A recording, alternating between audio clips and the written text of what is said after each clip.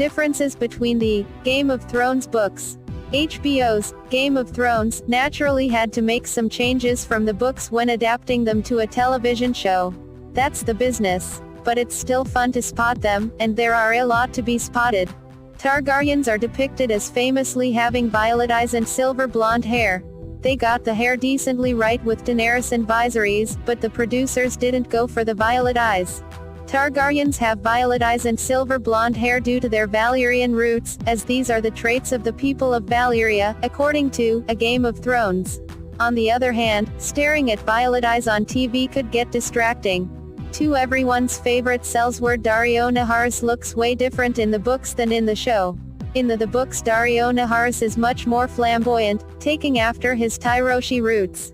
The Tyroshi are known for dyeing their hair bright colors and wearing bright clothes. Daario is described in the novel, A Storm of Swords, as having a blue trident beard and bright blue, long hair, with a gold mustache and one gold tooth. While both Skrein and Michiel Huisman have done an outstanding job of playing the character in seasons 3 and 4 through 6, respectively, they aren't exactly what George R.R. Martin had in mind. Missandei isn't having a romance with Grey Worm anytime soon in the books, because she's only 10. Daenerys refers to Missandei often in the A Song of Ice and Fire book series as her little scribe, because the girl is so small. When she's introduced in the show during season 3, she appears to be much older. Her age is unconfirmed in the show, but you can take your own guesses based on her picture here. Also, the Slavers of Astapor offer her with no prompting in the book, A Storm of Swords. In the show during season 3, Daenerys demands they give her Missandei as a gift. Mance Rayder is still alive in the books, kind of, despite being burned alive on the show. Well, he's mostly alive. He was still burned at the stake. In the book, A Dance with Dragons, and in season 5 of the show, Mance Rayder is burned alive at the stake.